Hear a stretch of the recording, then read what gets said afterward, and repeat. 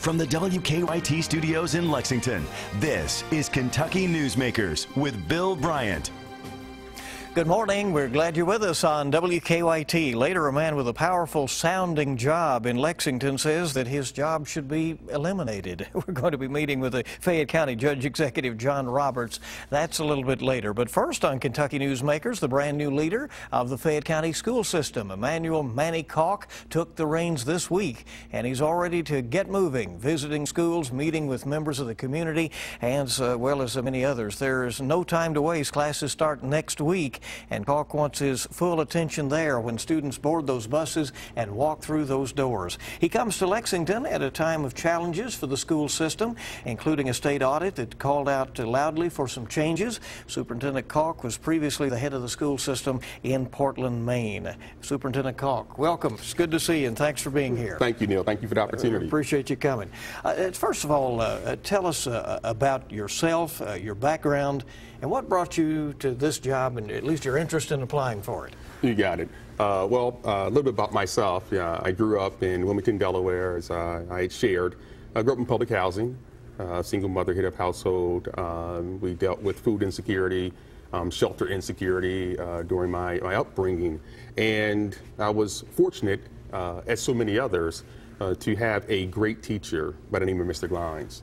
And that was my 6th grade teacher, and he just inspired me to want more, to achieve more. So you take a young man with little hope in terms of the academic studies, and you give a great teacher, and sitting before you is what can happen. And so I've always committed to the firm belief that victory's in the classroom. And he had asked me, what do you want to do? What do you want to be when you grow up? And I said, a teacher and a lawyer. And I said a teacher out of respect for him. And so my leadership journey has been to do for others what Mr. Glines did for me and to try to pay it forward. And so during that journey, it took me a wonderful experience thus far. I got a chance to work as a principal at every level, elementary through high school, work in some of the large urban systems across the country, such as Chicago Public Schools, work in Baton Rouge, Philadelphia, for example, but also had some very other neat experiences to contrast that with. One, I was elementary principal in Penn Manor, which is in Lancaster County, Pennsylvania, and then most recently superintendent of Portland, Maine. And so what attracted me to Lexington was that there's a lot of similarities between Portland and Lexington when you look at the demographics. Obviously, Lexington is a larger scale, and I often say this to people, is that Portland is a great destination city, but Lexington's a destination city and a destination district held in high regard because of the assets that we have here in the community. And so some of those assets I quickly share with you. Yeah. Support a business community that supports public education, universities, wonderful post-secondary institutions in and around Lexington and Fayette County. The fact that over 39% of the residents 25 years of age or older have a bachelor's degree or higher. It shows a real commitment and a belief in public education, a supportive board, and really supportive community, and then just wonderful, talented employees within our system. You've done your homework. I did, except for one, the allergies here. Yeah, so yeah, I heard about that. You had kind of a tough, welcome to Kentucky. You're going to be, you'll be dealing with that, I'm afraid, but as we go along. But lots of other challenges ahead as well. One interesting thing to me is that this is a little bit full circle for you in that you actually have some family roots from Kentucky in this area? I do. My grandfather found himself in eastern Kentucky, headed to eastern Kentucky in search of the American dream over 80 years ago, and he was a coal miner. And there he met my wonderful grandmother, who's from Williamson, West Virginia. They wed, and obviously out of that union, my father. And so my father is a native Kentuckian. He was born in Hardy, Kentucky, and spent his formative years there until the mines closed, and then my grandfather returned to Delaware, and coincidentally, his siblings ended up going to Michigan. They also came here and were coal miners as well. And so I'm really excited to reconnect and really learn about the history of just the black coal miners and that experience. You come to Fayette County at a time when there is fast growth, and there are also obviously challenges. How do you plan to move forward with what at times is a moving target in terms of the goals that you will have for the school system? Well, I'll just say this, is that you have to deal with the urgent while you stay focused on the importance. It's very clear in Fayette County. There is really two goals, two more imperatives that we have to be cognizant of. The first moral imperative is that we have students who are proficient and doing a great job, and we need them to reach even higher, to be globally competitive. And also we have students who are not that proficient, and we need to get them to proficient faster. And so part of that work in partnership with Kentucky Department of Education is to have our novice reduction plan, which has been really the work of the district, and has some great leaders. The interim superintendent, Marlene Helm, has been fantastic, and other district leaders working with KDE, and we're going to look forward to delivering our plan early and on time, our 30, 60, 90-day plan that will look at what we're going to do differently to really start to have a tremendous impact and move those students from novice to proficient even faster. So you touch on equity, Yes. which is a huge issue and a long-standing issue in this community, with very real achievement gaps, with Fayette County having some of the best schools in the state and having some that have, as you know, very challenged situations. How do you plan to, how will you get it that I hear the 60, 90-day plan? How do you move forward in that area? That's a great question. So long-term, we hope to do is really build towards that excellence and equity. And so part of that is to make sure that we have the right resources, set of strategies at our schools, make sure we have the right supports. I often say that victory's in the classroom, so it starts with great teachers, professional development, great leaders. Also say that families are our partners, so how are we partnering and bringing in the family? And then it takes an entire community. So it's not something that we're going to do alone. We look to do this in partnership with our community stakeholders, and that's another asset that we have here in Fayette County that you may not find in other districts, is that the willingness of the community to get involved to help us solve this long-standing intractable problem. That's a more imperative and something that not only we must, but we will do. We will move forward ensuring that all students reach that level of proficiency. So. I get the sense from you, and while it is always lonely at the top and you have that job of leading the school system, that you feel you have a strong team behind you, not only in the school system but beyond.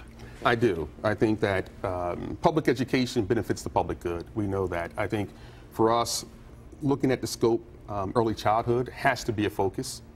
And so I was pleased just today. We had a session for our district leadership team, and I got a chance to meet with Reverend Polk.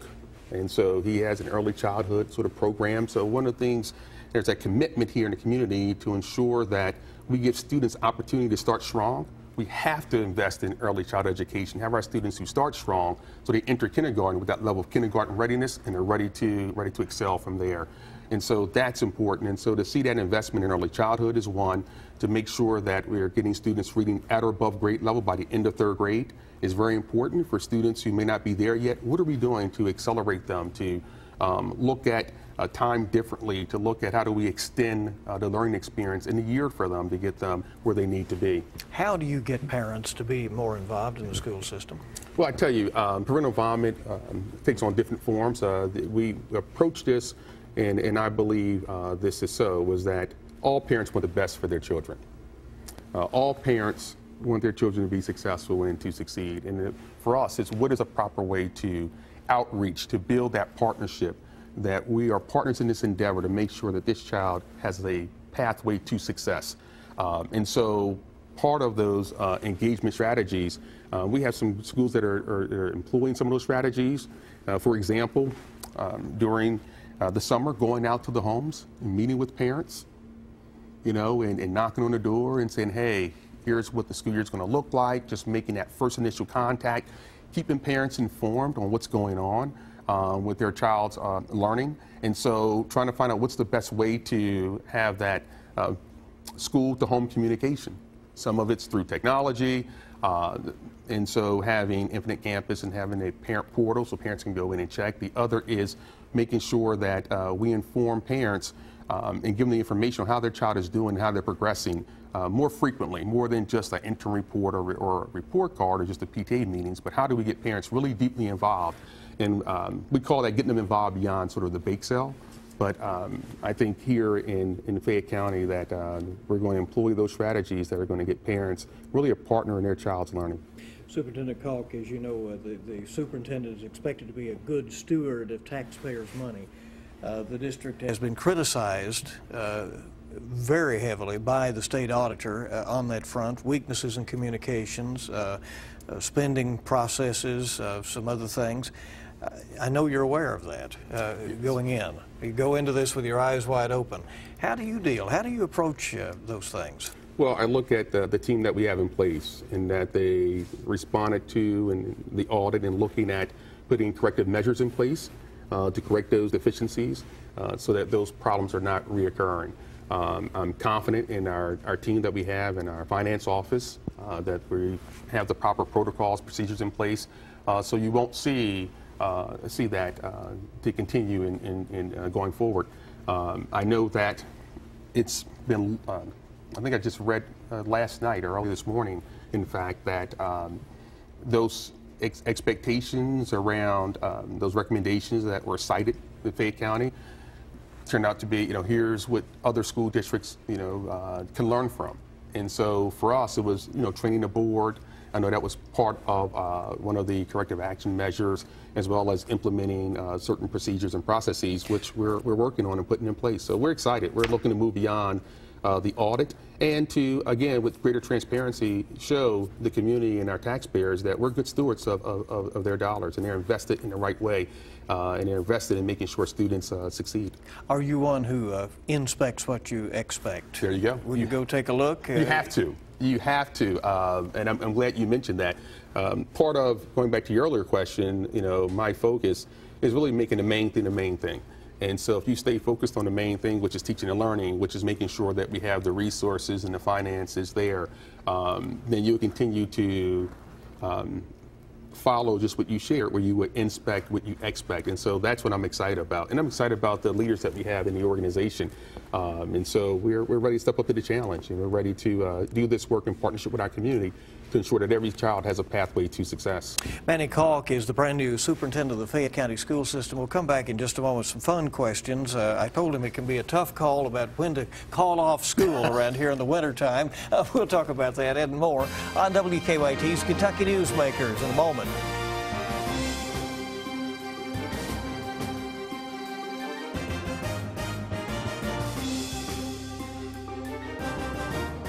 We welcome you back to WKYT's Kentucky Newsmakers, and we are meeting with Superintendent Emmanuel, he says call him Manny Kalk, of the Fayette County school system. And thank you very much for being here. We appreciate it. Thanks again. What are you most looking forward to about Lexington? I mean, we have an image out there in Kentucky, and you've heard some good things. Yeah, I did. So I'm looking forward to experiencing it all, and part of that is learning more about, horses and the races that are here, historic races. You used to watch it on TV. Now I get to experience that hopefully in person. Breeders' Cup coming this fall. That's right. It's like it's being held for you, Just got to get tickets, right? You're right. So, Good luck. I'm looking forward to those sorts of experiences. But I'm really looking forward to just getting to get acclimated to the community. My wife and I, when we came to visit in late June, it just felt like home.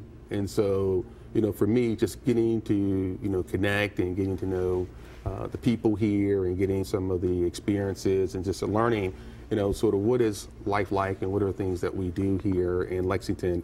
I'm just totally ecstatic, and we look forward to this being our home. As you have said, good teachers can make all the difference, and you were explaining that to us. So you're trying to meet with some of them in this week leading up to the start of classes. That's correct, and I'm really excited that the community, the business community, radio station, local radio stations have all stepped up and answered the call to help us recognize and celebrate the talented employees of Fayette County Public Schools. And we're able to do that with our first annual family reunion that will be held Sunday from 1 to 4. And we're really excited. The gift giving and donations have exceeded our expectations, and just the turnout is going to be just phenomenal.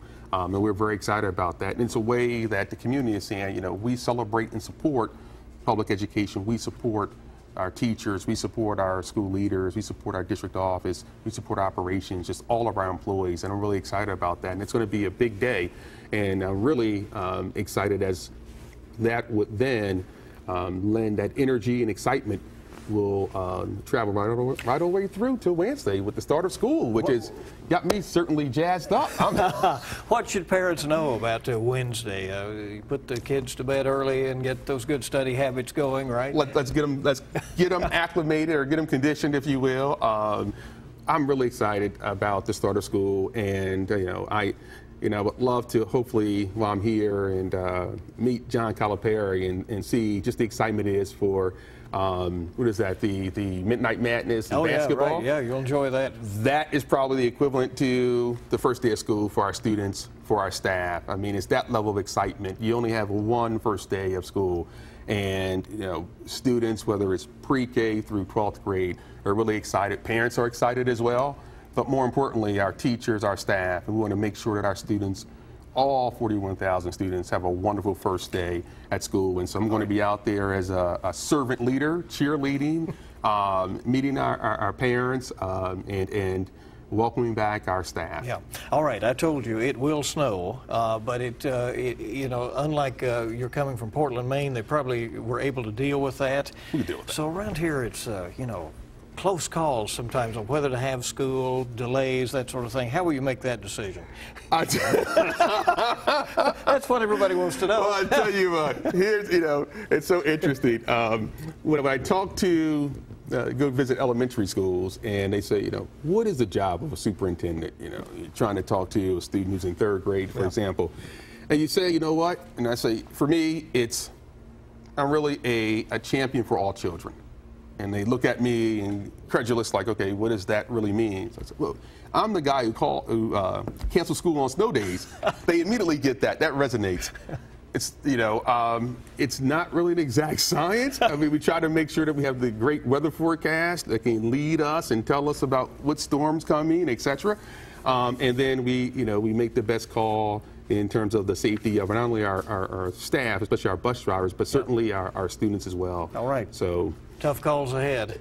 Certainly. Superintendent Manny Kalk at the Fayette County Schools, thank you. Back on Kentucky Newsmakers in just a moment. Welcome back to Kentucky Newsmakers from WKYT. It is rare for a candidate to run for office promising to eliminate the job if he's elected, but that has happened again in Fayette County, where County Judge Executive John S. Roberts says his post is not necessary and is in fact costing taxpayers money needlessly. Roberts knows the community well. He was a Lexington police officer for 25 years. He's been a practicing attorney for almost 30 years.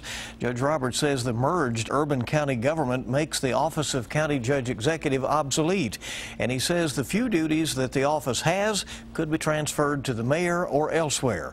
But change doesn't come easily in Kentucky. It would require a constitutional amendment to eliminate the office. That has to be passed by both chambers of the state legislature and then approved by voters statewide, including people in other counties that really don't have an interest in what happens in Fayette County. So Judge John Roberts joining us today. We appreciate it very much. Thanks for coming in.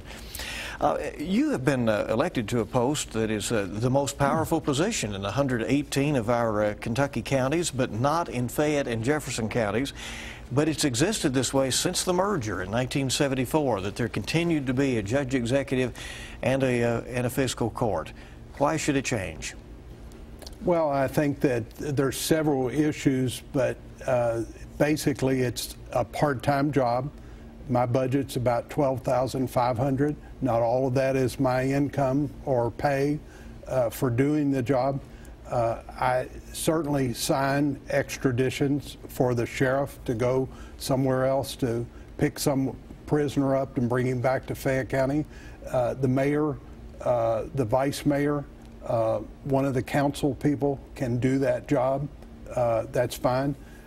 We meet. I chair the fiscal court, and we meet sporadically, but about 3 times a year, 4 at the most. And all we have funds to do is to spend the county road fund. So the engineers come in with a list, traffic engineers, of the paving and maintenance. We basically rubber stamp the list and we leave. You feel very strongly that this position should be eliminated. Yes. And why?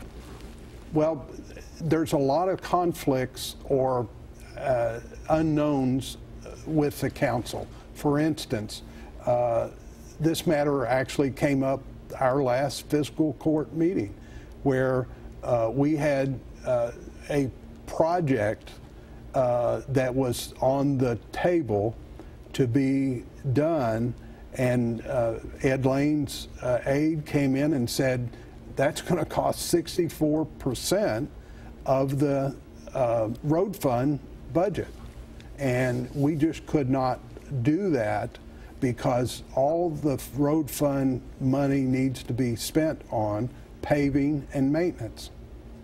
Your office does, though, have some power. You would appoint a county-wide elected official in the Yes. event of a vacancy. Yes. Isn't that an important function of the office? Well, I think it is, but I think the mayor or his designated person could also do that, and it would be better for the city and county for the mayor to do that.